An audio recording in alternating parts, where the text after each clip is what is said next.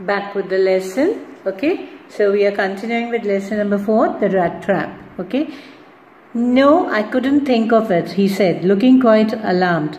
Yeah, now the rat trap seller were really very terrified. Why? Because that man, that army man, the owner of that iron mill, he told him that now you are coming to my house. Just looking at his condition, he thought he is the old acquaintance and he wanted him to take to his own house. But this man was really afraid in going to his house.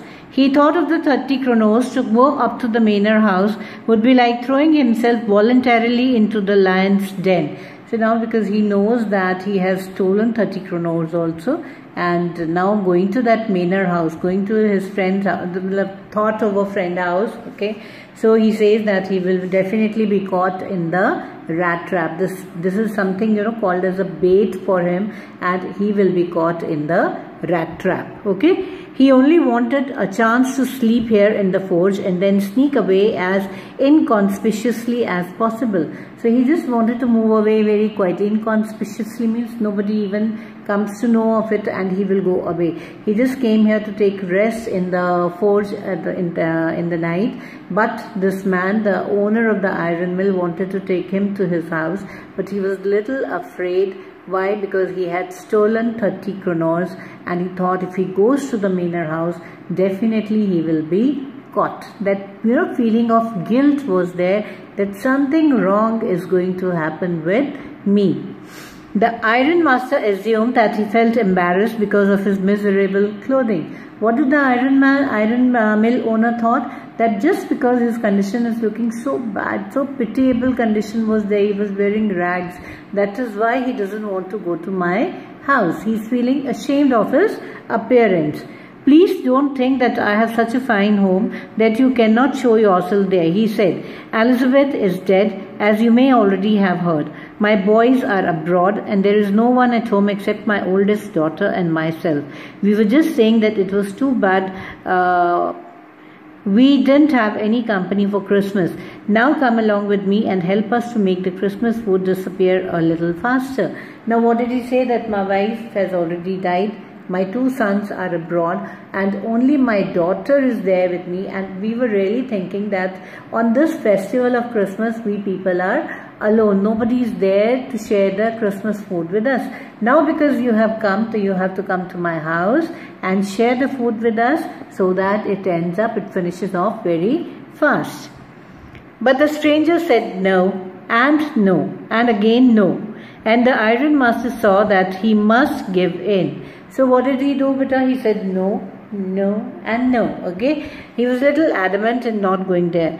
It looks as though Captain Von Stale preferred to stay with you tonight, Saint Germestrom, he said to the master blacksmith, and turned on his heel. What did he thought? That maybe he wants to stay here only in the forge. The iron master thought that he doesn't want to accompany him to his house. He wants to stay in the iron mill only, and he told this thing to the person who was working there, that this man wants to be here only. But he laughed to himself as he went away, and the blacksmith, who knew him, understood very well that he had not said his last word. It was not more than half an hour before they heard the sound of carriage wheels outside the forge, and a new guest came in. But this time it was not the iron master. He had sent his daughter, apparently hoping that she would have better powers of persuasion than he himself. Now, after that owner of the iron mill, he went off, and he had sent the carriage. And who was there in the carriage? The daughter of the iron mill owner. Okay, he had sent the daughter, and he thought that his daughter will be able to persuade him, to request him, and bring him here to his home. She entered, followed by a valet, carrying on his arm a big fur coat. She was not at all pretty, but seemed modest and quite shy. In the forge, everything was just as it had been earlier in the evening. The master blacksmith and his apprentice still sat on their bench, and iron and charcoal still glowed in the furnace. Now everybody was busy there working in the iron mill, the apprentice and the person who was working on the forge.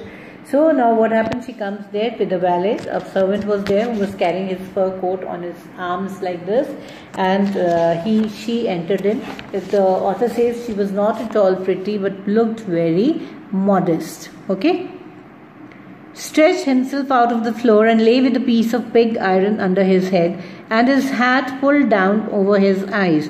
As soon as the young girl caught sight of him, she went up and lifted his hat. Now this man was taking rest. He was lying down, okay, and with his hat on his face. He was sleeping like this with the hat on his face. The girl, she comes in, she looks at him and she just takes away the hat from his face. The man was evidently used to sleeping with one eye open. He used to sleep like this with his one eye open. He jumped up abruptly and seemed to be quite frightened. He just got up and jumped up. He was very frightened that who the female is. "My name is Edla Wilmanson," said the young girl. "My father came home and said that you wanted to sleep here in the forge tonight, and then I asked permission to come and bring you home to us. I am so sorry, Captain, that you are having such a hard time."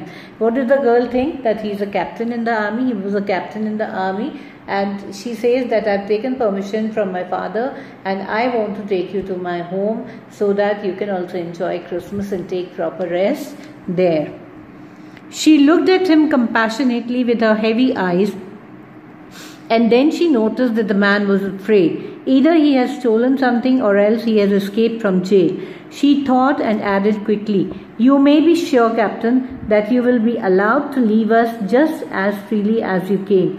Only please stay with us over Christmas Eve." She said that in such friendly manner that the rat trap peddler must have felt confidence in her. Now that girl was very loving, in a very compassionate way, in a very passionate way, in a very loving way. She told him that I just want you to come and take rest at my place and enjoy the festival of Christmas. But that man could not say no to her because she was so sweet to talk, and he could have some confidence. He gained some confidence in her. "It would never have occurred to me that you would bother with me yourself, miss," he said. "I will come at once." Now that man was ready to accompany the girl. He accepted the fur coat which the valet handed him with a deep bow, threw it over his rags and followed the young lady. He took that fur coat and he just wore it like this. He took it from the valet and wore it, okay. He accepted the fur coat which the valet handed him with a deep bow, threw it over his rags and followed the young lady out to the carriage without granting the astonished blacksmith so much as a glance. But while he was riding up the manor house, he had evil forebodings. Now what happened? He just went and he was ready to go to the manor house, okay. And while he was going on the way, his mind was, thinking of all the things, that what all he has done and why am I going there, what is going to happen with me.